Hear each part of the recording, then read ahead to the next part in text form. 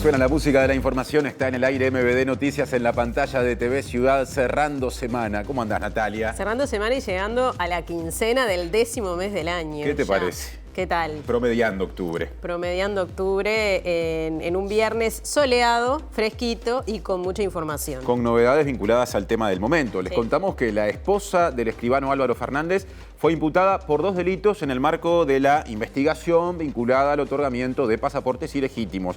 Es la 6ª persona en esta situación, ya que la fiscal, Gabriela Fossati, ya había imputado, recordemos, al escribano recién mencionado, y también al ex custodio presidencial Alejandro Astesiano y a 3 personas rusas. En este contexto, Rusia le ofreció a Uruguay colaboración para el avance de la investigación. Así se lo hizo saber la embajada rusa en Montevideo al Ministerio de Relaciones Exteriores uruguayo, que derivó el planteo ruso a la Fiscalía General de la Nación. Simplemente algunos elementos de arranque, después profundizaremos. Hay más, como de costumbre. Sí, claro, acá están los titulares.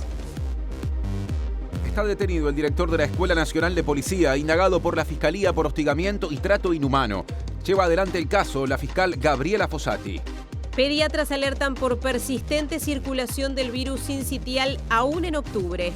Decenas de personas beneficiarias de los jornales solidarios protestaron hoy frente a la Torre Ejecutiva reclamando la extensión del programa después del 31 de octubre. El Estado defendió ante la justicia los cambios en la flexibilización de la política antitabaco tras demanda de la Sociedad Uruguaya de Tabacología. El sistema de gestión de seguridad pública en el que se registran todas las novedades y denuncias policiales estuvo más de 40 horas sin servicio. Meteorología espera meses de sequía en primavera y verano y temperaturas por encima del promedio. La intendenta de Montevideo, Carolina Cose, será la primera mujer en presidir una organización integrada por los jefes y las jefas de gobierno de ciudades de 140 países. La cadena Disco deberá indemnizar a la familia de un trabajador que murió tras caer de un techo mientras realizaba reparaciones de un local. La justicia archivó la última causa judicial iniciada por la Intendencia de Maldonado contra el exintendente Óscar de los Santos, del Frente Amplio. El viceministro de Turismo cobró 322.000 pesos por viáticos y viajó 34 veces, 14 de ellas a Punta del Este. 2 activistas lanzaron sopa contra el cuadro Los Girasoles de Van Gogh en Londres. El safari minero se ha convertido en un gran atractivo turístico en el norte del país.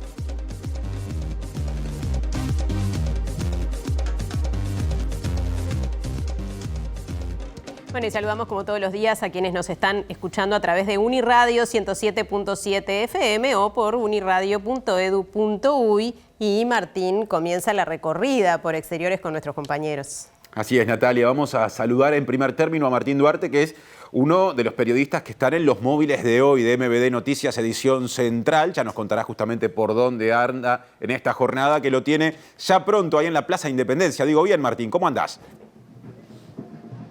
¿Cómo andás, Martín? Natalia, un gusto saludarlos. Estamos enfrente de la Torre Ejecutiva, en una jornada muy fría y ventosa en esta zona por aquí, donde la Asamblea Permanente de Educadores de Música, de Educación Secundaria, se está manifestando justamente con música aquí en la Plaza Independencia, reclamando los recortes que tendrá la disciplina para el próximo 2023. En particular, las horas destinadas a primero, segundo y tercer año de secundaria, bueno, se van a ver intensamente recortadas para el 2023 con esta nueva modalidad de séptimo, octavo y noveno. En un ratito le vamos a estar comentando de qué se trata, mientras seguimos con música aquí a nuestras espaldas. Muchas gracias, Martín. También está Mariana Abreu. ¿Qué pasa, Mariana, en la Junta Departamental de Montevideo? Buenas tardes. Buenas tardes, Martín, Natalia, ¿cómo andan? Sí, aquí en la Junta Departamental de Montevideo hay un conversatorio en el marco del Día Mundial de las Personas Sin Techo. Es un intercambio en el que participan diferentes referentes, tanto de la sociedad civil como de la institucionalidad, y se trata de justamente los desafíos que hay en materia de vivienda. Gracias, Mariana. Y ahora nos vamos a China porque se viene el 20º Congreso del Partido Comunista Chino y me parece que al mundo eso le importa. Eduardo Delgado, qué gusto, bienvenido. Un gusto saludarte, Martín y Natalia. Así es, estoy en el Hotel Nikko New Century de Beijing. Aquí funciona el centro de prensa del 20º Congreso del Partido Comunista de China, que comienza el domingo y en el que 2.296 delegados de aproximadamente 96 millones de integrantes de este partido definirán la hoja de ruta de este país durante los próximos 5 años y quiénes serán los que conducirán los pasos en ese camino. En minutos le cuento más sobre este Congreso, como tú bien decías, cuyas definiciones incidirán en todo el planeta. Y de Beijing a nuestro país, porque beneficiarios del programa Jornales Solidarios están pidiendo la prórroga de este plan. Somos gente mayor, somos gente que muchos no tienen recursos, muchos no tienen cómo leer ni escribir. El único ingreso que tienen son los 10.600 pesos que ganamos por 12 jornales. O sea, necesitamos esto, no nos podemos, Luis no nos puede, el presidente, soltar la mano en este momento. Entendemos que no hay ambiente para extenderlo, entendemos que queremos que consolidar una herramienta que sea una oportunidad de trabajo transitoria, así se ha concebido y así ha sido evaluado como un proceso exitoso. No queremos tener las consecuencias negativas de que pueda hacer extenderlo y generar una expectativa que no es el objetivo del plan. Recién Guillermo López, intendente de Florida, antes una trabajadora beneficiaria, discusión abierta. Exacto. Más adelante la abordaremos. Ahora nos metemos en el tema de los últimos días porque el gobierno de Rusia le ofreció al Estado uruguayo colaboración en la investigación vinculada al otorgamiento de pasaportes ilegítimos. El ofrecimiento fue realizado al Ministerio de Relaciones Exteriores uruguayo a través de la Embajada Rusa en Montevideo. Posteriormente, la Cancillería lo derivó a la Fiscalía General de la Nación. Recordemos que la banda era liderada por el ex jefe de custodia presidencial, Alejandro Astesiano, un escribano y un traductor ruso. En el consulado uruguayo en Rusia se tramitaron 22 de los 55 pasaportes otorgados entre 2020 y 2022. Según la fiscal del caso, Gabriela Fossati, la operativa consistía en adulterar partidas rusas originales que se inscribía como hijos e hijas naturales de personas uruguayas a gente de nacionalidad rusa. El escribano extraía datos necesarios para la maniobra de partidas a las que accedía en los registros de diversos departamentos del país. Según declaró el profesional, acciones similares se realizaron en el consulado de Uruguay en Rusia. Y a propósito de este tema, Natalia, la bancada del Senado, del Frente Amplio, presentó un pedido de informes. Sí, para conocer más detalles sobre las personas rusas que ingresaron a Uruguay por excepción. En el pedido de informes y petición calificada de acceso a la información pública al Ministerio del Interior, a la Secretaría de Presidencia y a Cancillería, se solicita información inicial del ingreso a nuestro país de los ciudadanos rusos Olesia Sumelia y Andrei Kashtanov, quienes ingresaron al país amparados en el decreto 104/020 del 24 de marzo de 2021, en junio de 2021 de manera excepcional, mientras las fronteras permanecían cerradas por razones sanitarias. Estos dos ciudadanos rusos, quienes serían cómplices de Alejandro Astesiano, se casaron en el Chuy. En el pedido de informe se solicita nómina completa de ciudadanos extranjeros que tramitaron autorización por excepción ante la Dirección Nacional de Migración para ingresar al país, copias de los correspondientes actos administrativos que se suscribieron para aprobar dichas autorizaciones y copia de cada una de las solicitudes realizadas por las personas interesadas para obtener la autorización para ingresar al Uruguay. Además, informes jurídicos por los cuales se brindaron las autorizaciones referidas a las personas autorizadas. También informar si existieron consultas previas dentro del Ministerio del Interior antes de proceder al dictado de los actos administrativos y enviar todas las actuaciones relativas a la tramitación de la solicitud del ingreso al país de los ciudadanos rusos Olesia Sumelia y Andrei Kashtanov. Específicamente, se pide que se informe el motivo de viaje de estos dos ciudadanos. Siendo en el tema, esta tarde fue formalizada la esposa del escribano Álvaro Guillermo Fernández García por su participación en el caso de los pasaportes otorgados a personas rusas. Si bien la causa fue declarada en reserva, MBD Noticias accedió a la formalización que corresponde a un delito continuado de suposición de estado civil en calidad de coautora, en reiteración real, con un delito de asociación para delinquir en calidad de autora. Se le impuso presión preventiva hasta el 15 de febrero y en los próximos días la fiscal Gabriela Fossati pedirá la ampliación de la prisión preventiva para el resto de las personas detenidas, entre las que se encuentra Astesiano. Hasta ahora son 6 las imputaciones por esta causa. 3 personas rusas, el escribano, su esposa y Astesiano. Y el caso Astesiano llegó a diversos medios del mundo. Claro, es el caso de France 24. Hablamos de un canal gubernamental de televisión justamente de Francia que destacó el hecho en una señal de carácter internacional. En Uruguay, después de la captura de Alejandro Astesiano, jefe de custodia del presidente uruguayo Luis Lacalle Pou por un aparente fraude con pasaportes. Astesiano fue detenido el 25 de septiembre acusado de dirigir una red criminal que proveía partidas de nacimiento falsas en las que decían que ciudadanos rusos tenían padres uruguayos, lo que les permitía acceder entonces a la ciudadanía de la República Oriental del Uruguay.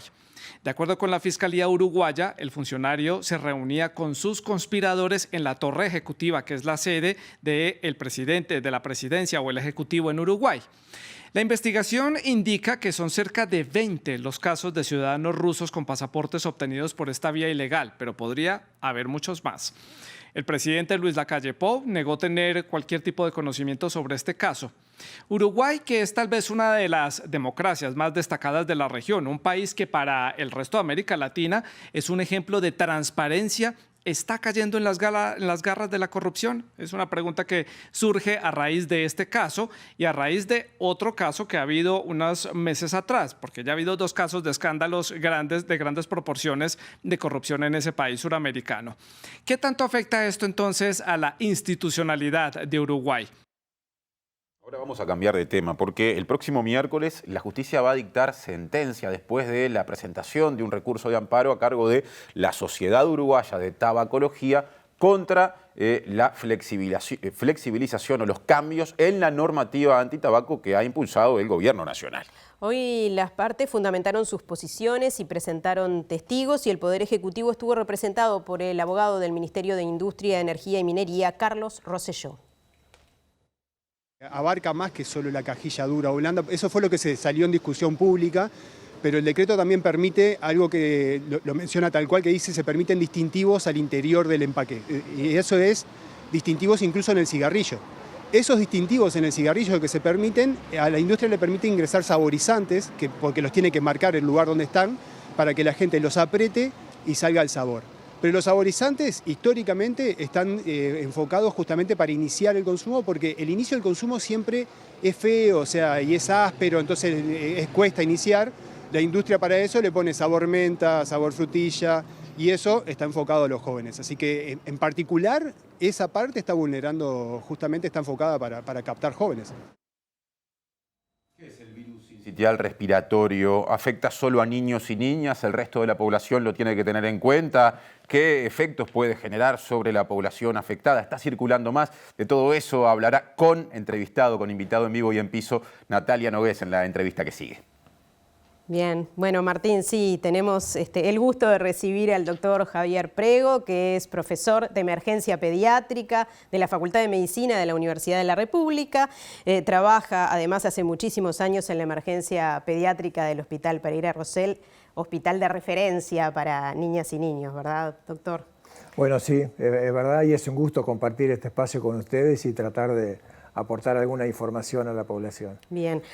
Tiempo de muchísima infección respiratoria que no es tan habitual en esta época, ¿no? Es así. Estamos un poco sorprendidos. Veníamos además de 2 años de lo que fueron los años pandémicos, en donde las enfermedades respiratorias, salvo lo que fue el SARS-CoV-2, determinó un número mucho menor de enfermedades respiratorias. En el 2020, sobre todo, fue muy poco. En el 2021 empezó a circular un poco más los virus habituales de todos los inviernos. Y este invierno fue un invierno intenso, precedido al inicio de la epidemia con el virus de influenza, después otros virus. Y el virus respiratorio sincicial, que es un virus que viene todos los años, en los meses invernales, en los meses fríos, que afecta a los niños, sobre todo pequeños, con enfermedad respiratoria, este año vino un poco más corrido de lo que lo esperábamos. Empezó a hacer su presencia en el mes de septiembre y el pico lo hizo, o lo está haciendo, en la última semana del mes de septiembre e incluso en los primeros días de lo que va de octubre todavía tenemos presencia y circulación de este virus. Un virus que es el responsable en un alto porcentaje de las patologías respiratorias en niñas y niños, ¿no? Que además viene a ser el problema más importante en esa franja etaria, ¿no? Sí, el virus respiratorio sincicial afecta a toda la población. Las personas mayores, sanas, bueno, se caracteriza por un resfrío, un catarro, síntomas menores. En los niños, fundamentalmente los menores de 5 años, pero sobre todo en los menores de 2, y cuanto más chiquitos, más severa es la enfermedad.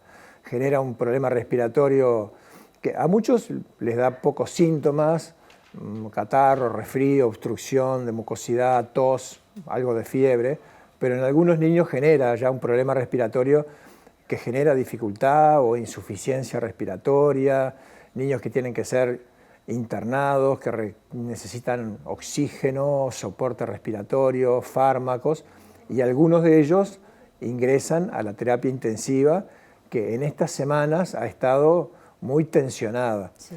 Todos los servicios, tanto de urgencia, prehospitalaria, como los de hospitalaria, de puestos fijos, mutuales, privados, públicos, interior, Montevideo, se han visto muy afectados.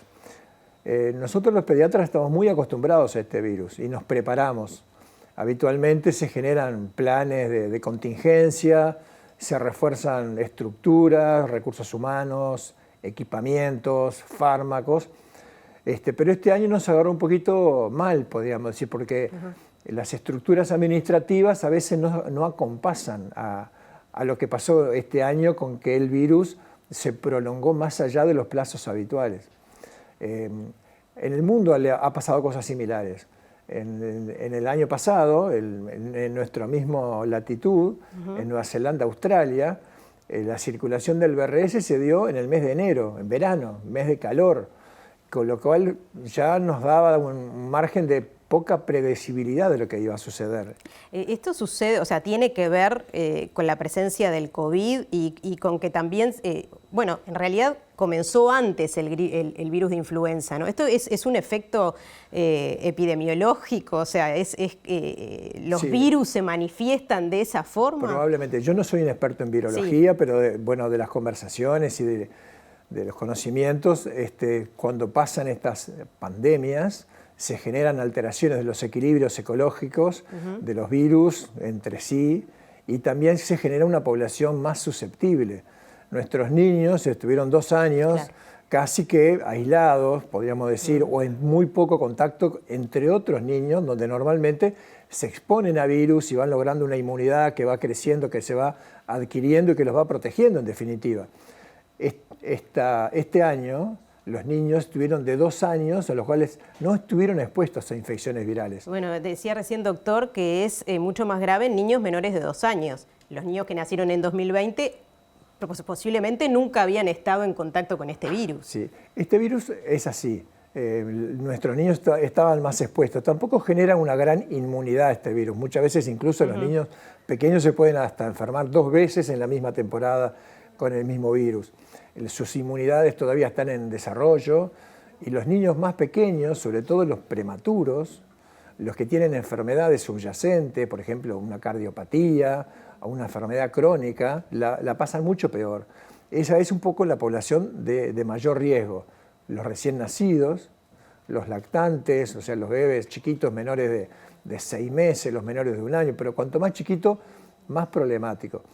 Entonces, ¿qué es lo que se hace? Porque no hay vacuna para este virus. No hay una vacuna. En el mundo, bueno, a nivel de investigación se está trabajando en generar una vacuna para vacunar a las mamás, para que generen anticuerpos y se los pasen a su niño, cuando nazca ya tenga defensa. Pero eso todavía está en una etapa de desarrollo. Entonces no hay una vacuna disponible. Entonces los niños se ven muy afectados. Las medidas que podemos hacer es tratar de, cosas que ya aprendimos durante la pandemia, tratar de evitar la exposición a personas enfermas de los niños pequeños, que no concurran a lugares donde haya mucha aglomeración. El lavado de manos es importante porque es un virus que se transmite por vía aérea, pero también por las manos o por fomites. Así que el lavado de manos, la higiene, la ventilación, son medidas que pueden atenuar un poco el riesgo de la enfermedad. Pero bueno, el virus está presente y todos los años, y también, se enferman y mucho. Tensionan los servicios de salud, se genera mucha presión asistencial, en ocasiones pueden hasta distorsionar el normal funcionamiento. No, y están cansados, ¿no? También, porque se alargó más de la cuenta. Tensión en los recursos humanos, tanto personal de enfermería como médicos, están un poco cansados. Hemos tenido algunas en bajas de contratos, porque bueno, a veces la gente no llega hasta todo, se van como agotando, y entonces se va sobrecargando en menos personas el trabajo que sigue intenso. E incluso los programas a veces de fortalecimiento de recursos que estaban programados para tal fecha y que caducan y que bueno, la administración a veces es un poco lenta en responder a las necesidades de los médicos que no queremos ya y ahora, porque genera problemas y dificultades. Bien. Estaba pensando un poco en las dificultades de que los niños no tengan mucho contacto entre sí, porque por ejemplo en un jardín es un poco complejo, ¿no? Bueno, la vida es así, los niños concurren desde etapas tempranas a las escuelitas, a los preescolares. A veces los pediatras no nos gusta mucho que el primer año de vida concurran, pero a veces la familia no tiene más remedio por cuestiones laborales, familiares, que su niño tiene que concurrir a un preescolar, a una guardería. Y ahí está expuesto a virus, donde se puede con estas recomendaciones tratar de atenuar, pero la circulación viral está presente, está alta y además se ha acompañado de que otras infecciones por otros virus o bacterias generan problemas respiratorios, neumonía, en número que también nos está un poco llamando la atención de que este es un año particular, porque ya no es un invierno, es una primavera que se está comportando como un invierno y en forma especial. Bueno, muchas gracias, doctor. Las familias tienen, ante los síntomas respiratorios clásicos, consultar, es mejor llamar a domicilio. Bueno, sí, hay alguna serie de recomendaciones a los papás si ven que su niño respira con dificultad, que respira como muy rápido, o que hace un esfuerzo respiratorio, o que no se está alimentando bien, que no descansa bien, o que lo ven apagadito, tirado. Esas son todas indicaciones de tener una consulta a los diferentes servicios. Uruguay tiene una fuerte estructura de servicios médicos, prehospitalarios, hospitalarios, consultorios, sus pediatras de referencia. La recomendación, si ven esos problemas, fiebre alta, el niño no luce bien, los padres, la percepción del padre, que no lo veo bien a mi hijo, está distinto, eso tiene muchísimo valor.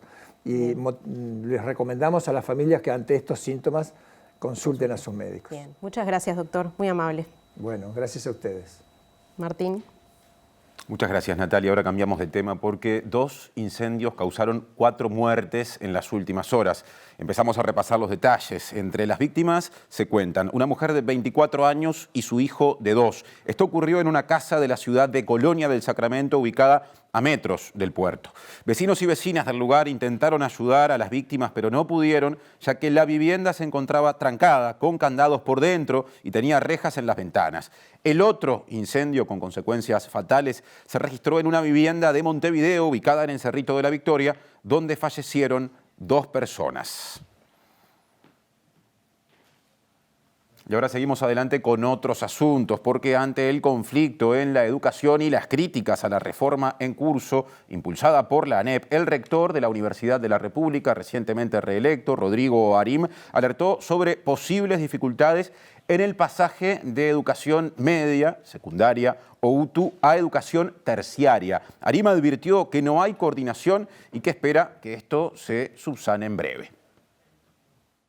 Lo que podemos tener alguna dificultad, y en todo caso habrá espacios para el diálogo con ANEP en una lógica sistémica, en la comisión mixta que tenemos con ANEP, tiene que ver con lo que puede haber las transiciones de los bachilleratos que hoy están definidos, si hay cambios en esa materia, porque obviamente eso puede afectar el ingreso a la Universidad de la República y en particular las carreras que exigen bachilleratos habilitantes específicos. Entonces, en ese lugar requerimos coordinación del sistema y supongo que lo tendremos en el correr de los próximos meses, de tal manera asegurar que no haya elementos disruptivos, porque inclusive puede obligar a la Universidad de la República a hacer algunos cambios en los procesos de ingreso. La posición de la Universidad de la República frente a la validación de ANEP de títulos terciarios para docentes es marcada por el rector Arim. Nuestra posición desde la Universidad de la República es, prefiriendo por supuesto que sea en acuerdo con ANEP, que la formación docente tiene que tener una expresión universitaria en el ámbito público. En ese sentido, para nosotros sería lo más razonable que hubiera una alianza entre la Universidad de la República y la ANEP en esta dirección. Entendemos que la gente de la ANEP hoy no está apuntando con este objetivo. Nosotros estamos avanzando sin discutir qué entiende la Universidad de la República por un plan de estudios que en formación docente que tenía que tener características universitarias. Hablamos ahora de políticas de vivienda y nos vamos nuevamente al contacto con nuestra compañera Mariana Abreu, que está allí en la Junta Departamental de Montevideo. Mariana, adelante.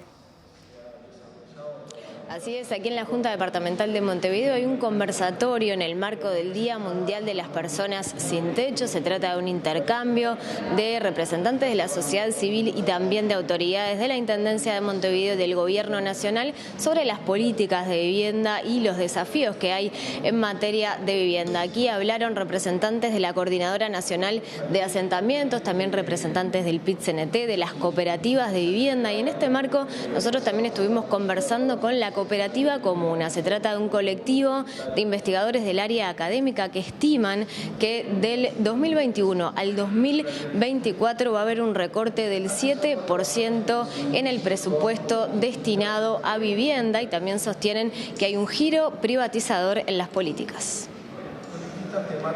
García, integrante de la Cooperativa Comuna, participó de un ciclo de reflexión e intercambio sobre vivienda social en Uruguay, organizado por la Federación de Cooperativas de Vivienda. Hay una suficiencia de recursos, que no es de hoy, que es de hace un montón de décadas. Para tener una idea, en la primera década de este siglo, Uruguay invertía menos del 0,4% del Producto Bruto Interno en vivienda, y a partir del 2010 eso subió tímidamente a menos de medio punto porcentual, es decir, es una plata insuficiente para las necesidades del país.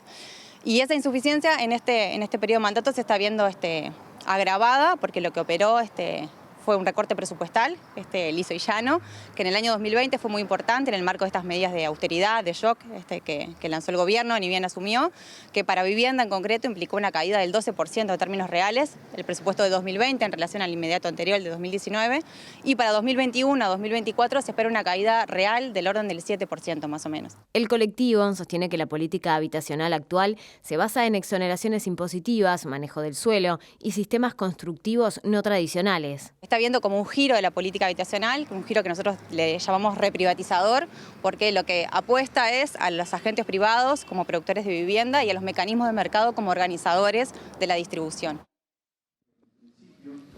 Justamente con fondos del Ministerio de Economía. Bueno, y aquí estamos escuchando a Klaus Milbott-Metzen, quien es presidente de la Agencia Nacional de Vivienda. ¿Qué nos da esto y qué significa? Bueno, justamente poder generar un mejor hábitat, generar un mejor entorno urbano, pero también darle más calidad a las viviendas y a las familias que viven en estas viviendas, en estos complejos, y sobre todo poder comercializar, como decían, poder generar acceso a las viviendas a aquellas personas que así lo necesitan, pero hoy no se pueden porque justamente las viviendas están afectadas por distintas situaciones. Entonces, bien, muchas gracias, Mariana. Nos vamos a otro punto de la ciudad, bien cerquita de allí, a la Plaza Independencia, con nuestro compañero Martín Duarte. Martín, movilización por allí. Sí, Natalia, lo decíamos en el arranque del programa, la Asamblea Permanente de Educadores de Música, de Educación Secundaria, bueno, se están movilizando con música justamente aquí frente a la Torre Ejecutiva, planteando sus diferencias y los recortes de la reforma educativa, en particular con la materia. Estamos con Xavier Aníbal Font, justamente profesor de música, representante de esta asamblea, para estar charlando acerca de, bueno, los reclamos que están haciendo visibilizar los profesores de música en cuanto a la reforma también educativa. Xavier, ¿cuáles son los puntos claves y el porqué de estar esta noche aquí? Bueno, los puntos claves, en realidad el gran punto es el recorte, que aunque se dice que no se van a perder horas, se estaría perdiendo una hora. O sea, porque en realidad tenemos, según los documentos que están circulando tanto formal como informalmente, hablan de un taller optativo entre música y ciencia en lo que va a ser 7º grado, una materia obligatoria con énfasis en música en segundo de 3 horas, y luego en tercer año no estaría apareciendo la materia. Hablas de documentos que aparecieron porque no hay una versión formal todavía en torno al tema, ¿no? De momento no, y las cosas que han aparecido vía prensa, nada en la página oficial, muchos títulos, muchos números, pero en realidad nos está faltando cómo se van a desarrollar los programas y nos falta mucha certeza de cómo se va a implementar, digamos, la orgánica de la implementación de los talleres, por ejemplo. O sea, si son grupos opcionales, cómo se van a repartir los grupos, todo indica que eso también implicaría que va a haber menos oportunidades para que los docentes de música podamos dar clase. Todo esto va a generar, lógicamente, en forma gradual, pérdida de empleos. Pérdida de empleos que ya se generaron con el recorte de horas de coro, que se recortaron un 45%, y que no se ven porque como son horas interinas, se va generando también ese degradé, digamos. Entonces, mucha preocupación por la falta de certezas, preocupación por un recorte que se evidencia, aunque no parezca, y bueno, y también preocupación por las incongruencias que generaría implementar el taller, sobre todo obligándonos a encarar una modalidad de acción didáctica que no es la única, porque el taller también tiene que ver con el trabajo del pasaje de grado, con la evaluación, con la creación de recursos, de instrumentos espaciales que siempre hubo, porque si tú vas a hacer talleres en primero, optativos, en todos los liceos del país, tienen que estar las condiciones para llevarlo a cabo. También hay una mirada acerca de la disciplina en tal, ¿no? Bueno, la disciplina en la currícula siempre es como el hilo fino del recorte, ya lo he explicado otros años.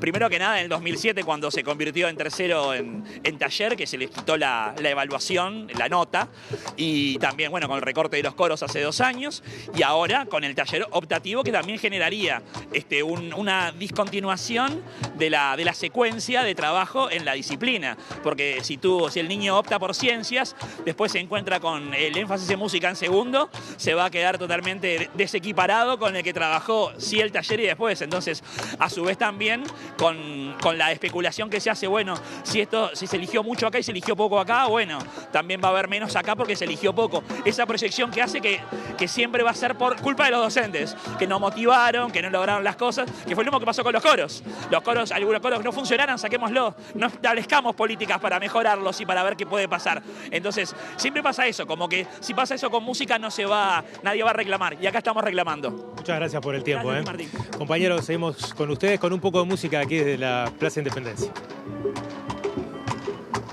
Muchas gracias, Martín. Y de alguna forma nos quedamos en la Plaza Independencia porque más temprano allí, justamente frente a la Torre Ejecutiva, hubo una manifestación de personas trabajadoras beneficiarias del programa de oportunidad laboral, más conocido como Jornales Solidarios, que tiene fecha de finalización para el 31 de octubre y por ende, como repasamos en el comienzo del noticiero de hoy, están pidiendo que se prorrogue. Recordemos que días atrás la intendenta de Montevideo, Carolina Cose, y sus pares de Canelones y Salto, Yamandú, Orsi y Andrés Lima, pidieron una prórroga al menos hasta fin de año. El 20 de octubre el Congreso de Intendentes deberá tomar postura. Hoy simplemente, en vez de traer una carta, trajimos la palabra. Le va a llegar al presidente porque el presidente ya tuvo una comunicación conmigo directamente a través de su secretario personal diciendo que el programa caía el 31 de octubre, sí o sí, pero que no quería decir que no reviera el programa. Somos gente mayor, somos gente que muchos no tienen recursos, muchos no tienen cómo leer ni escribir. El único ingreso que tienen son los 10.600 pesos que ganamos por 12 jornales. O sea, necesitamos esto, no nos podemos, Luis no nos puede, el presidente, soltar la mano en este momento. Necesitamos es la extensión, que las 19 intendencias se pongan de acuerdo en darnos una nueva extensión. Sí, ya se notó que somos necesarios. Y la justicia archivó la última causa judicial iniciada por la Intendencia de Maldonado contra Óscar de los Santos, ex intendente de ese departamento. Sí, recordemos que la comuna de Maldonado había radicado 4 demandas contra de los Santos en 2016 tras una auditoría integral encomendada a la empresa Phoenix poco después de la asunción del actual intendente, el nacionalista Enrique Antiga. El abogado Enrique Moller representó a la comuna en la presentación de las denuncias que señalaban presuntas irregularidades en gastos y compras, expropiación ilegal, falta de registro de las operaciones, abuso de funciones y certificación falsa a cargo de una persona integrante del funcionariado público. Se argumentó que estos hechos habrían derivado en un gran déficit para la comuna, pero pese a ello la justicia terminó archivando las 4 denuncias. Y la justicia condenó a las empresas Disco y Cipra y al responsable de esta última a pagar por daño moral al padre y la madre del trabajador que falleció al caerse del techo de un supermercado Disco en 2018. Recordemos que hace justamente casi 5 años o 4 años, el día del accidente, pese a lo que ocurrió, el supermercado siguió trabajando con normalidad. El caso se remonta a julio de 2018. Gonzalo González cumplía tareas para la empresa Cipra, encargada de las reparaciones en el disco de 8 de octubre Garibaldi, cuando cayó al ceder el techo del local en el interior del supermercado. Llovía y González revisaba las goteras. La jueza Elena Salaberry instó a Supermercados Disco, Cipra y a su responsable al pago a cada uno de los padres del trabajador de $25.000 por daño moral. Además, condenó a Disco a pagar a cada uno de los padres la suma de $10.000 por daño moral ocasionado por sus conductas luego del accidente de trabajo. La sentencia afirma que hubo incumplimiento de las normas de prevención y seguridad por parte de las empresas y el responsable de Cipra, Carlos Baptista. El documento afirma que el trabajador nunca recibió capacitación de riesgos de trabajo en altura ni elementos de protección y seguridad, y sostiene que el techo donde ocurrió el accidente no contaba con protección anticaídas, señalización ni plataformas de circulación acorde a la normativa. Señala la falta de supervisión y control por parte de las empresas contratadas. La sentencia cita el informe de la policía científica que afirma que la escena fue movilizada debido a la limpieza que se realizó en el piso donde cayó el cuerpo del fallecido. Los padres del trabajador que realizaron la demanda denunciaron que tras el suceso, Disco nunca cerró sus puertas al público y la encargada del local, luego que retiraron el cuerpo, ordenó limpiar y que se esparciera pan rallado para sacar el charco de sangre. Supermercados Disco alteró la escena del hecho, sacó escombros, limpió las manchas de sangre como si nada hubiera pasado y continuó trabajando, mantiene la denuncia. La sentencia afirma que por la conducta de la empresa posterior al siniestro, la demanda es de recibo, pero exculpó a la encargada que también había sido denunciada por los padres. El documento recoge varios testimonios de diferentes trabajadores que mencionan que son obligados a esparcir pan rallado para tapar la sangre y continuar con las actividades. Sostiene que haber alterado la escena del hecho en forma previa a la presencia de la autoridad, así como la circunstancia fáctica de mantener la comercialización de productos y el local abierto a pesar del accidente de trabajo gravísimo que provocó el fallecimiento de González, configuran hechos que lesionan bienes jurídicos de los actores y fundamentan la reparación. Otro asunto ahora. Inumet pronostica, atención porque esto es importante, la continuidad de la sequía durante el próximo trimestre, Natalia. Y temperaturas medias por encima de lo habitual. A raíz de las condiciones meteorológicas que implican déficit hídrico, un grupo de diputados del Partido Nacional por los departamentos de Colonia, Flores, Soriano, Florida, San José, Río Negro y Colonia solicitaron la declaración de emergencia agropecuaria. Las proyecciones para el próximo trimestre se espera que continúe el efecto de la Niña, lo cual daría precipitaciones por debajo de lo normal y temperaturas medias por encima un poco. Así que continúa la sequía. La sequía continúa por tercer año consecutivo. Nosotros tenemos reuniones frecuentes con el Ministerio de Ganadería, así que supongo que en breve tendremos una. Ellos son los que terminan decidiendo si se decreta o no algo, ¿no? En el momento en lo que ha llovido menos en los últimos meses, en la parte litoral, la parte sur del Río Negro, esas en donde menos precipitaciones tuvieron.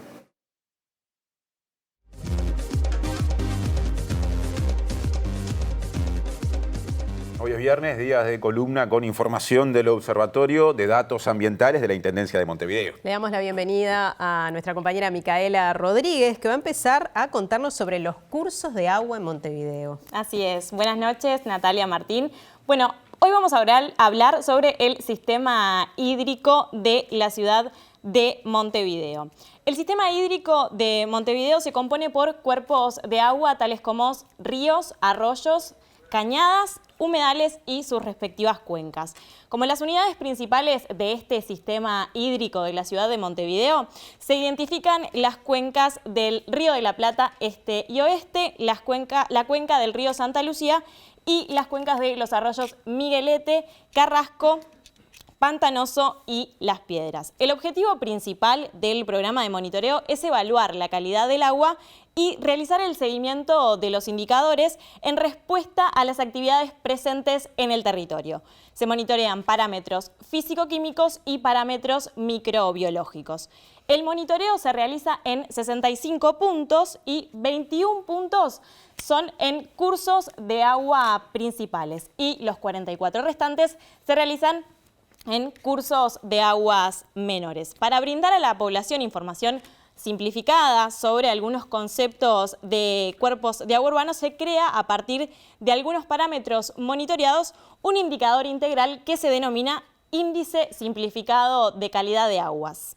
Para su elaboración se tienen en cuenta la demanda bioquímica de oxígeno, sólidos suspendidos totales, contenidos de sales inorgánicas y la temperatura. El índice de la calidad del agua establece un rango entre 0 y 100 y cuanto mayor sea el valor de este índice, mejor es la calidad del agua.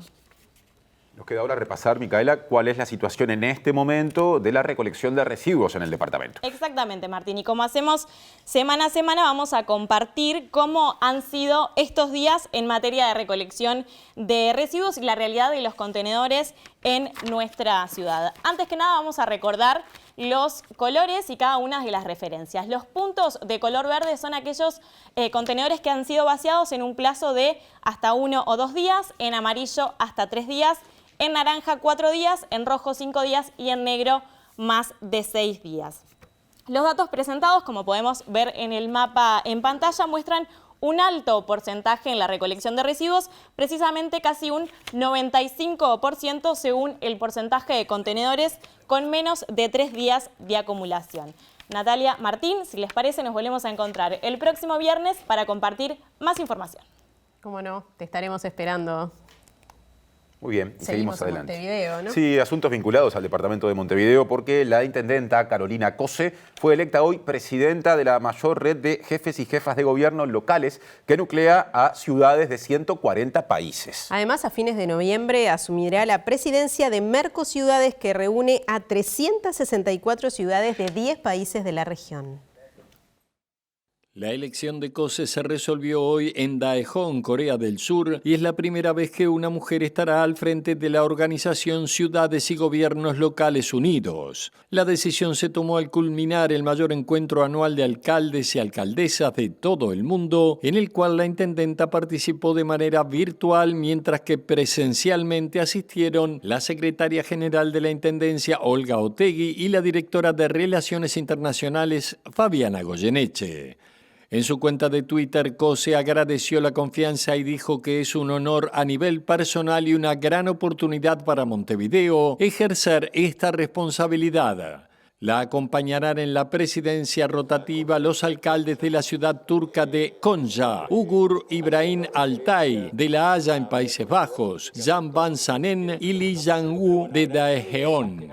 Esta distinción se suma a otra que ya fue resuelta, pero se concretará a finales de noviembre, cuando Montevideo sea sede de la cumbre anual de Mercociudades entre el 29 de noviembre y el 1 de diciembre de 2022.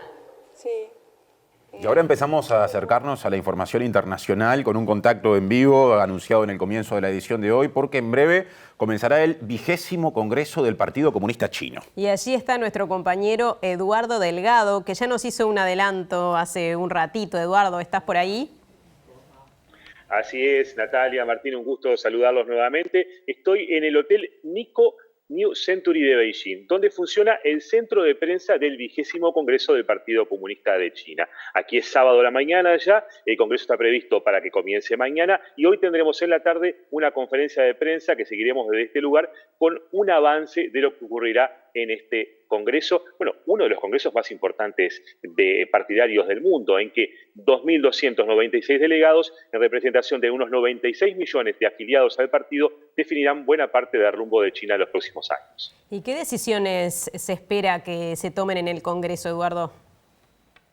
Bueno, justamente, en grandes líneas es digamos, las principales líneas de acción del partido del gobierno chino en los próximos 5 años y quiénes serán las principales autoridades que las llevarán adelante. En ese sentido, si no hay grandes sorpresas, se prevé que Xi Jinping sea reelecto nuevamente como presidente del partido, un hecho histórico porque es la tercera vez, sería el tercer mandato que lleva adelante a cabo, bueno, también definiciones en cuanto a autoridades que lo seguirán en este camino.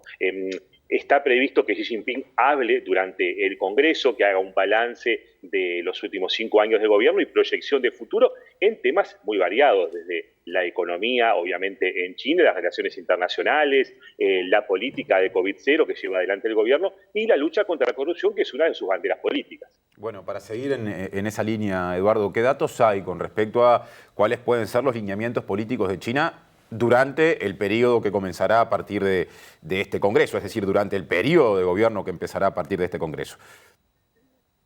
Mira, Martín, diferentes versiones coinciden en que se ratificará el rumbo en general del gobierno en los últimos años, pero con un énfasis en la economía interna de China. Esto con el fin de lo que ellos denominan un desarrollo más armónico y más equitativo del país, con el objetivo también, obviamente, de lograr una mayor calidad de vida de los ciudadanos chinos, que tuvo su hito más relevante en los últimos años en la eliminación de la pobreza extrema y la indigencia que logró China hace pocos años atrás. Se señala de que esta decisión no implica descuidar las relaciones internacionales ni el comercio exterior, pero sí que la economía interna de China tendrá un rol mucho más protagónico en los últimos años. Habrá que ver con el paso del tiempo cómo incide esto en los demás países del mundo. En general, las grandes decisiones que toma China, obviamente que tienen consecuencias en todo el mundo, porque estamos hablando del país más poblado del planeta, con unos 1.400 millones de personas y una de las economías más fuertes del mundo. Así que, bueno, en los próximos años veremos cómo esto incide, y en especial en Uruguay. China es el principal socio comercial desde hace muchos años de Uruguay, y el gobierno presidido por Luis Lacalle Pou tiene como su principal objetivo internacional el lograr un tratado de libre comercio con este país. Por eso, y por otras tantas razones también culturales y sociales, es que es tan relevante también para Uruguay lo que se defina en este Congreso del Partido Comunista de China. Muchas gracias, Eduardo, por este contacto y esperamos el próximo y las novedades que esto genere. Así será, espero en los próximos días compartir con ustedes varias novedades que surjan primero de la inauguración este domingo del 20º Congreso del Partido Comunista.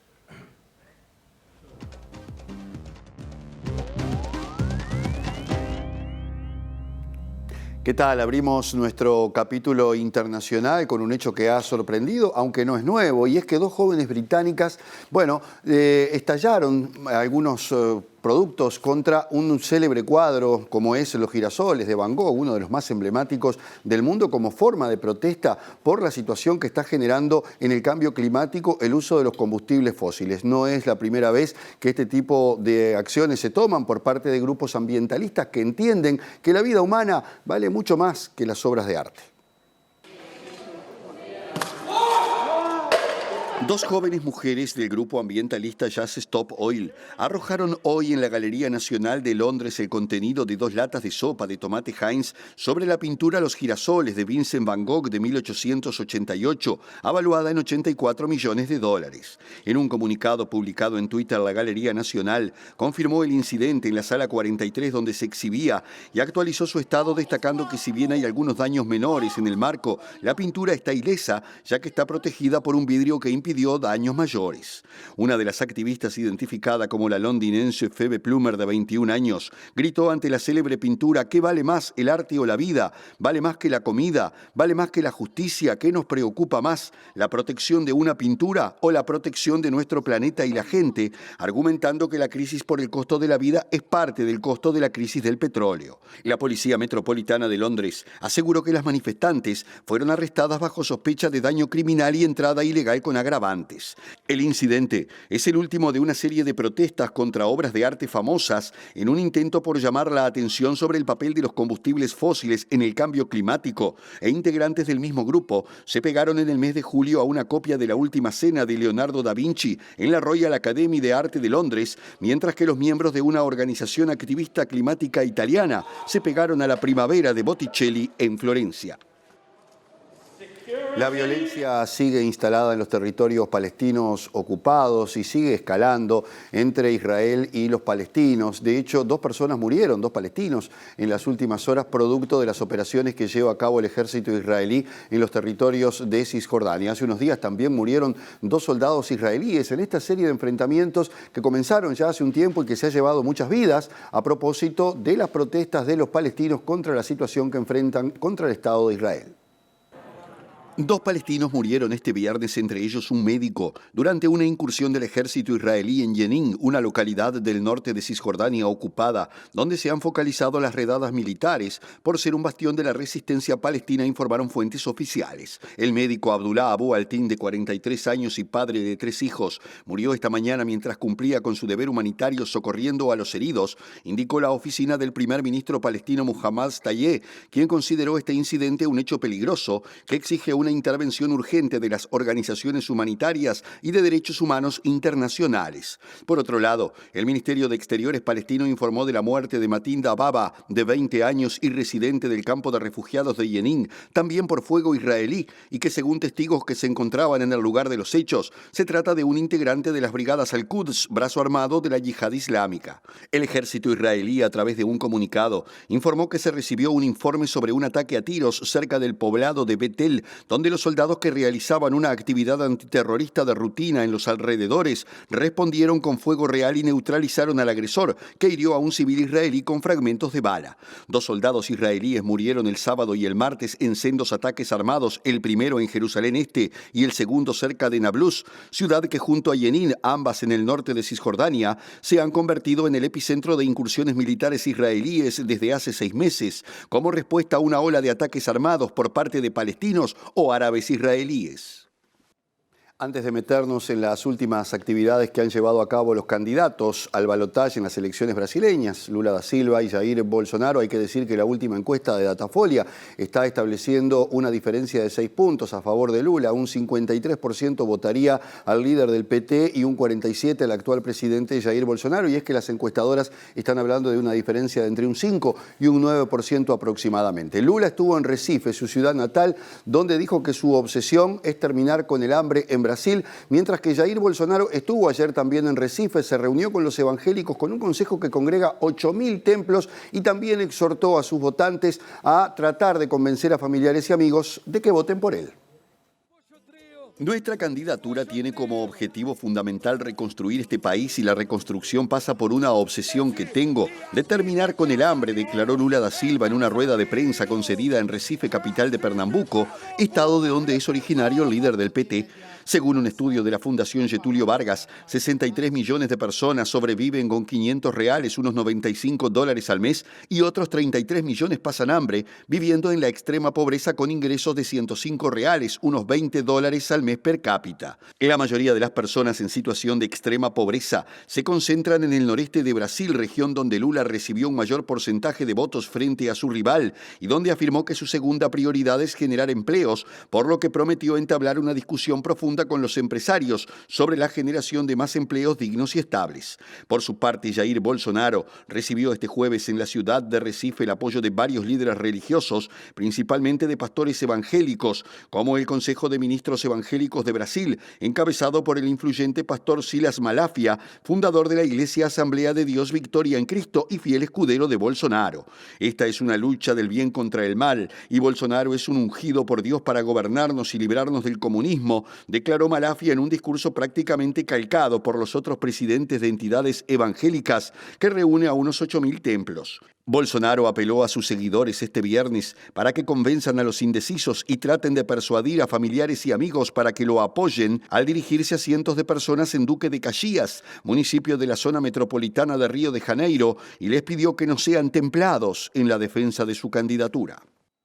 La prestigiosa publicación británica y especialista en economía, The Economist, dijo que el ministro argentino Sergio Massa es lo único que se interpone entre Argentina y el caos. En una serie de valoraciones donde estuvo hablando del laberinto en el que se ha metido la República Argentina en materia económica, hizo también una serie de especulaciones entre el relacionamiento político y el económico, particularmente con la vicepresidenta de la República, Cristina Fernández, y la situación que se avecina con las elecciones inminentes. Un artículo del semanario británico The Economist, uno de los medios económicos más prestigiosos del mundo, analizó el presente de la Argentina y los desafíos que enfrenta el ministro de Economía Sergio Massa, destacando que el país se encuentra nuevamente perdido en un laberinto económico, creado principalmente por sus propias políticas económicas y que las distorsiones han llegado a un punto peligroso. Según The Economist, en la raíz de la actual inestabilidad se encuentra un gobierno peronista débil y dividido, que heredó una economía que su predecesor, el conservador Mauricio Macri, había intentado arreglar sin éxito, llegando a un acuerdo de 57.000 millones de dólares con el Fondo Monetario Internacional. El medio británico destacó que la llegada del actual ministro Sergio Massa ha traído algo de calma, aunque no mucha, y que sus objetivos son bajar la inflación tanto recortando el déficit fiscal como generando confianza en el peso con superávit comercial y reservas de divisas, y que el nuevo acuerdo con el Fondo Monetario es un ancla y no un objetivo, aunque útil como hoja de ruta. The Economist sostiene que el mayor de esos peligros es político, pero que la vicepresidenta Cristina Fernández debe saber que Massa es lo único que se interpone entre Argentina y el caos, y que la exmandataria sabe que Massa es tanto un rival como un aliado, ya que el país se enfrenta a elecciones generales en un año en el que se espera que la oposición gane, por lo que una reforma exhaustiva de la economía y un retorno al crecimiento sostenido tendrán que esperar a un gobierno más fuerte y decidido, sostiene la publicación especializada en economía. Y volvemos para contarles que el safari minero se ha convertido en un gran atractivo turístico en el norte del país. Sí, las amatistas de Artigas son consideradas patrimonio geológico de la humanidad.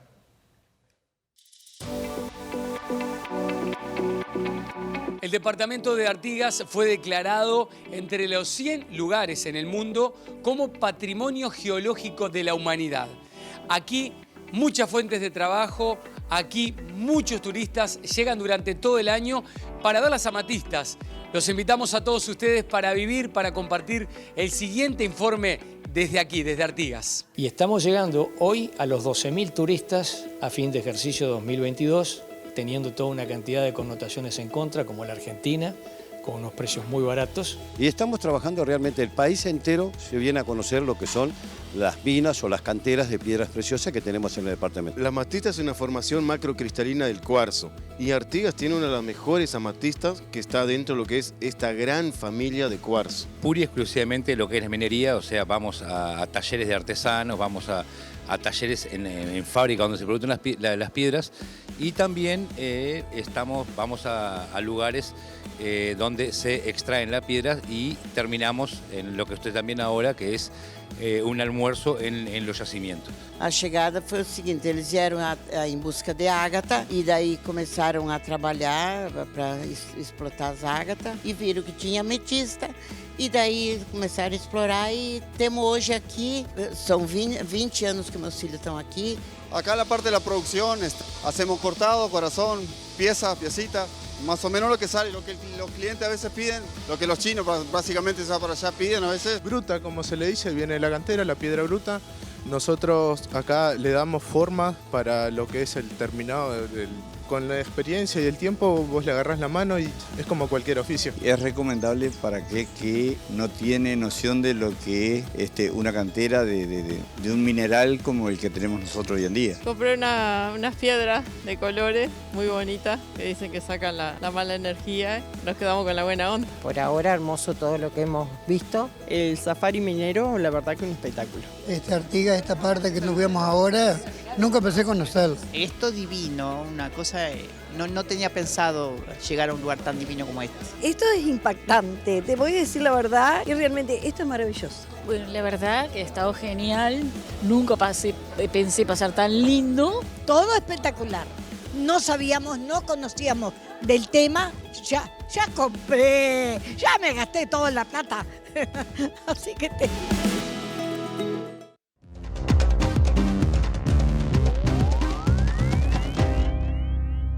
Y ahora espectáculos y recomendaciones para el fin de semana. Juan Castel, que nos trae cine, teatro y música, ¿no, Juan? Es así, completito. Vamos a comenzar con cine, una película de la que se está hablando mucho, fundamentalmente en La vecina orilla, porque se trata no solo de una película, sino de una oportunidad para revisitar el pasado reciente. Argentina, 1985... cuenta la historia del juicio a las juntas militares en la postdictadura. Se habla del juicio más importante de la historia argentina.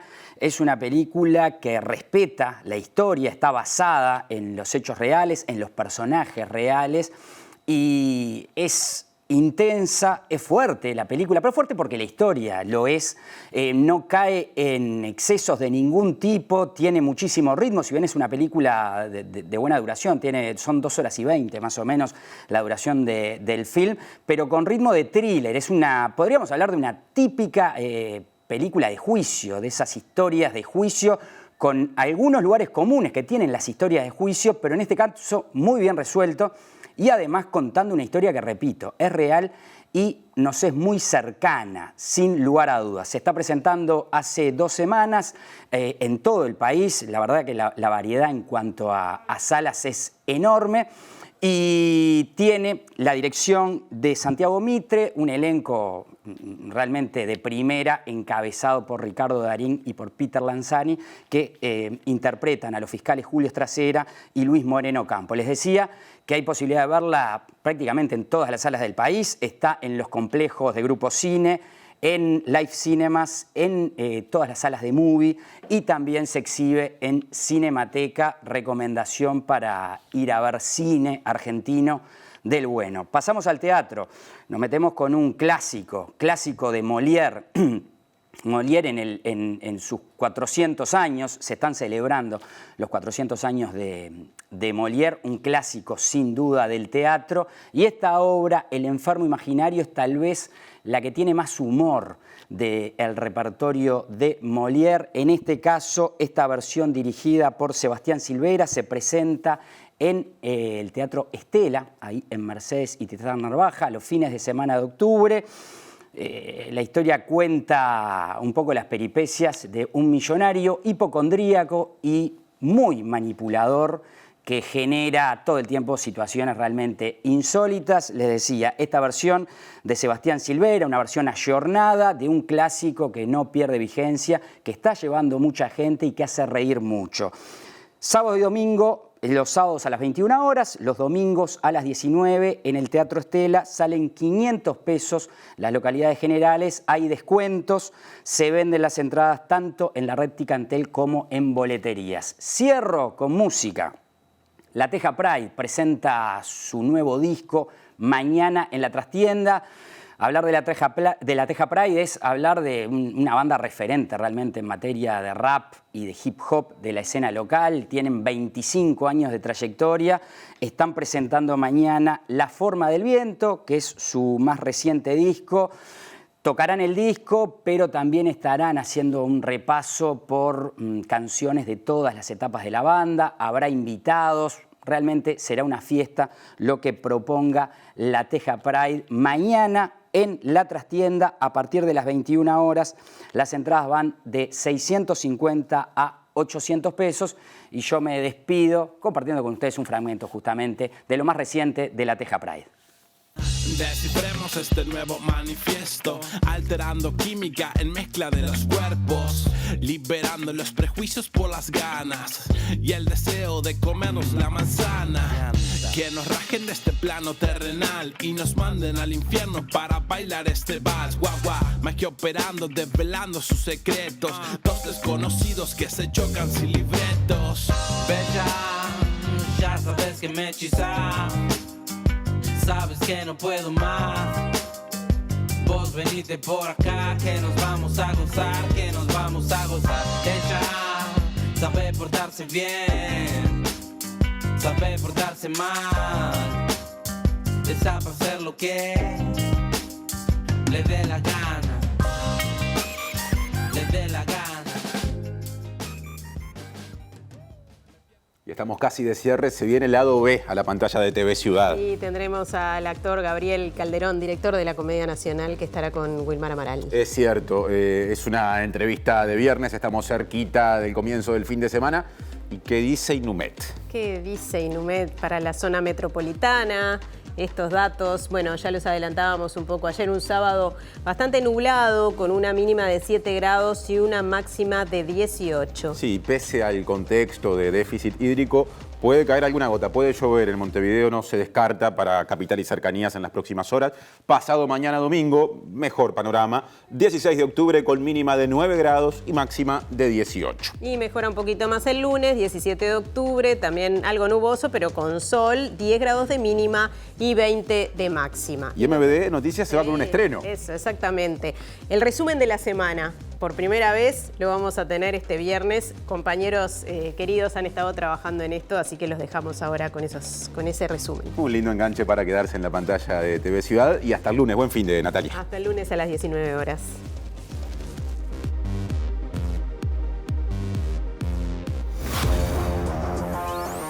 Un tercio de los ediles de la Junta Departamental decidió enviar al Senado el inicio de un juicio político. Obviamente que se necesitan mayorías en el Senado que la coalición no reúne. Tratar de atacar la gestión de Montevideo para generar un nuevo centro de atención en la opinión pública.